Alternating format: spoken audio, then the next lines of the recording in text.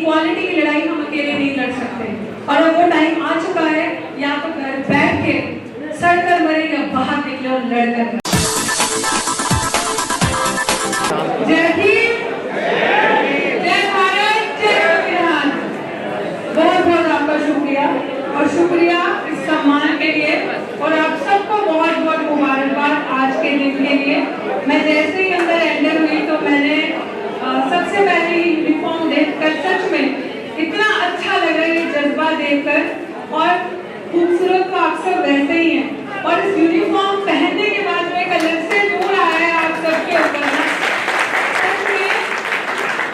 एक जिसे कहते हैं ना अंदर से खुशी, वो रूहानी खुशी मुझे हो रही है, और जो आप सबके चेहरे पर नूर है, और जज्बा देखकर ऐसा लग रहा है कि अभी भी जो समटाइम्स वी फील डिसअपॉइंटेड कि इतना सब कुछ हो गया है, हमारा समाज जो कहते हैं सोया हुआ है। ये भी सुनने में आता है कि सब खत्म हो गया, हम कुछ समेट नहीं पाए, बचा नहीं पाए, लेकिन एज ए यूथ आप सबको देख के मुझे ऐसा लग रहा है नहीं, उम्मीद है अभी भी। ये जज्बा देखकर कुछ ऐसा नहीं है कि हम नहीं कर सकते, और बहुत कुछ अभी हमारे अंदर जो जज्बा बचा है, इससे आई थिंक हम बहुत लंबी लड़ाई भी लड़ सकते हैं। और जो लुटेरों ने हमारे अधिकार, हमारी चीजें, हमारे संसाधन छीने हैं, अब वक्त आ गया है इसी जज्बे के साथ वो उन सबकी घर वापसी करनी है। जिसे कहते हैं साडा हक इत्थे रहो, हमारा हक, हमारी चीजें वापस लेकर आना है, वो मैं समझ पा रही हूँ आप सबको देखकर। और आप सबका बहुत बहुत शुक्रिया कि आपने मुझे शेरनी कहा, और मुझे ऐसा लगता है कि मैं अकेली शेरनी नहीं हूँ, और ये सब महिलाएं, सबसे पहले तो आप सबका बहुत बहुत शुक्रिया। आज सबसे ज्यादा अच्छी खुशी इस चीज की हो रही है मुझे महिलाओं को देखकर, क्योंकि अक्सर प्रातः सर शायद ये बात जानते हैं, और मैं हमेशा इस चीज की कंप्लेंट करती रहती हूँ कि सर किसी भी कार्यक्रम में जाओ, सब हम आते हैं लेकिन हम अपने घर की महिलाओं को घर छोड़कर आ जाते हैं। तो यहाँ पे एक चीज देखकर बहुत अच्छा लग रहा है कि अगर मुझे लगता है कि 50-50 की रेशो है, जिस हिसाब से पुरुष है उस हिसाब से महिलाएं भी है, क्योंकि हम सब ये चीजें जानते हैं, और यहाँ इस मंच से बोलने को भी ये चीज अच्छी लग रही है कि हमें महिलाओं को जो अधिकार कोई नहीं दे सकता, वो अधिकार, जैसे मैं अक्सर अपने भाषण में भी ये चीजें बोलती आई हूँ कि महिलाओं को कभी भी आप किसी मंदिर की मुख्य पुजारी नहीं देखोगे, किसी मंदिर की मौलाना नहीं देखोगे, किसी चर्च की पादरी नहीं देखोगे, लेकिन उसी महिला को आप एक शिक्षिका देखोगे, प्रधानमंत्री देखोगे, मुख्यमंत्री देखोगे, राष्ट्रपति देखोगे आज के दौर में, और कलेक्टर देखोगे, IAS ऑफिसर देखोगे, क्योंकि जो अधिकार धर्म आपको नहीं देता, वो अधिकार संविधान आपको देता है। और ये बाबा साहेब भीमराव अम्बेडकर की दी हुई नियामत है हमें। सावित्रीबाई फुले, माता सावित्रीबाई फुले, जो उस टाइम पे हमारे लिए लड़ी, क्या क्या साहब, देश की पहली शिक्षिका, जिसको बहुत स्ट्रैटेजी से हमारे इतिहास को मिटाने की कोशिश करी, लेकिन आई थिंक हम लोगों के जज्बे से हम लोग जो फर्स्ट जनरेशन आ चुकी हैं और अपने अधिकारों को समझ चुकी हैं, और हम लोग अब बहुत हो गया खिलवाड़ हमारे साथ। आई थिंक आज आपके इस मंच से भी हमें ये संकल्प लेके जाना चाहिए कि जो मार पड़ चुकी है और जो हो चुका है, अब बस, क्योंकि मैं आप सबको बस अपने केस से, जो भी मुझे सुनते हैं और जिनको भी मेरे बारे में पता है, मैं यही चीज बोलना चाहूंगी कि आज के टाइम पे ना जो पैदावारी है ना डिस्क्रिमिनेशन की, यहाँ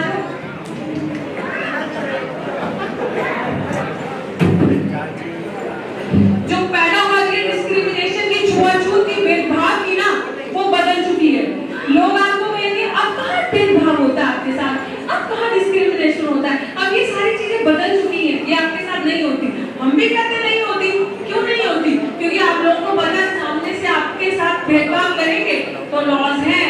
रगड़ दिए जाओगे, SC/ST एक्ट है, चले जाओगे जेल के अंदर, ये सारे लॉज है कि जिससे आपको पता है, डर है कि आप सामने से हमें नहीं काटोगे। लेकिन आप मानिए वैसे ही डिस्क्रिमिनेशन है, वैसे ही चीजें हैं, बल्कि जो होता था उससे अब कई गुना ज्यादा खतरनाक है। Discrimination has completely changed it's form today. वो आपको दिखेगा नहीं, वो आपके साथ एकेडमिकली जो जाती है, जो कभी नहीं जाती है, जो कास्ट है, वो ट्रू सेंस में इंस्टीट्यूशन में, दिल्ली विश्वविद्यालय में आपको नजर आएगा। रोहित वेमुला के साथ जो हुआ, पायल तड़वी के साथ जो हुआ, लिव्ड एग्जांपल थी कास्ट डिस्क्रिमिनेशन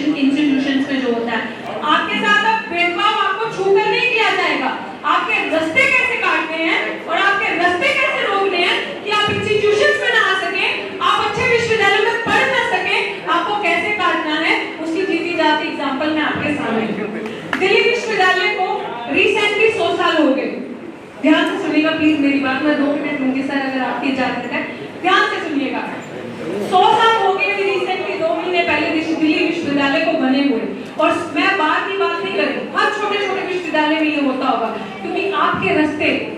विश्वविद्यालयों से काटने हैं। इनको हमारे जो रास्ते हैं ना वो यूनिवर्सिटी में नहीं घुसने देना, क्योंकि शिक्षा सवाल को जन्म देती है। शिक्षा रोहित वेमुला को बनाएगी, शिक्षा पायल तंडी को बनाएगी, शिक्षा जो प्रोफेसर चंद्रशेखर जिनके ऊपर झूठा सेक्सुअल हैरेसमेंट का इल्जाम जम्मू यूनिवर्सिटी में लगा और उन्होंने आत्महत्या कर ली वो, और शिक्षा रिंकू सिंह को बनाएगी, और इनको हमारे वो रास्ते काटने हैं। और इन्होंने क्या किया साजिश मेरे साथ,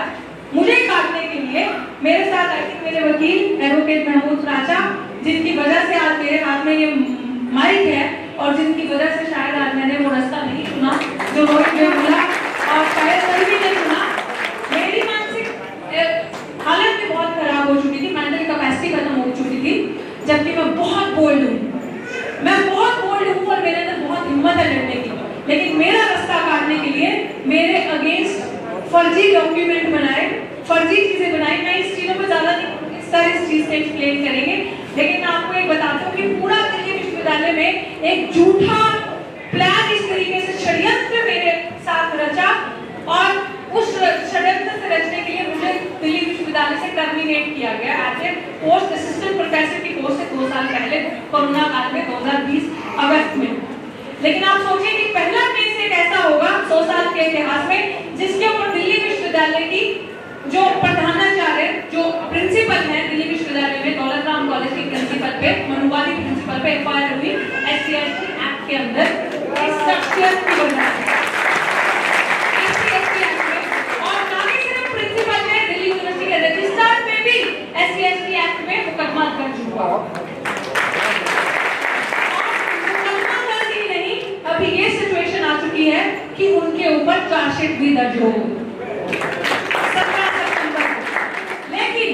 सिर्फ जाति जो कभी नहीं जाती कि वो अपर कास्ट जाति से हैं, मनुवादी हैं, संघ के साथ रिश्ते हैं, तो वहीं हमारे दिल्ली यूनिवर्सिटी का एक प्रोफेसर जो एक लाइन लिख देता है, उसको आप उठाकर प्रोफेसर रतनलाल उसी समय जेल में डाल देते हैं।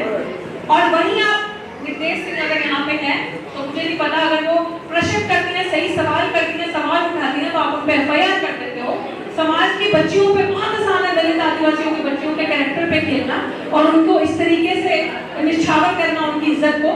पर ये एक ऐसे मिसाल केस बना है कि मैं आप सबसे, मेरी समाज से, तो वैसे तो मेरा हक बनता है अपने समाज से अपील करना, लेकिन मैं रिक्वेस्ट करती हूँ आपसे, मेरे समाज से, कि कुछ भी ऐसा कीजिए। 28 तारीख को एक लोग प्रोटेस्ट करने जा रहे हैं दिल्ली विश्वविद्यालय में, जो मैंने प्रोटेस्ट कॉल नहीं किया, समाज के कुछ इस तरीके से जो चिंतक है, समाज के सामाजिक जो लोग हैं बड़े, उन्होंने कहा है कि हम दिल्ली विश्वविद्यालय के बाहर प्रोटेस्ट करेंगे 28 तारीख को सुबह, और हम मांग करेंगे इमीडिएट मांग, सस्पेंड दैट प्रोफेसर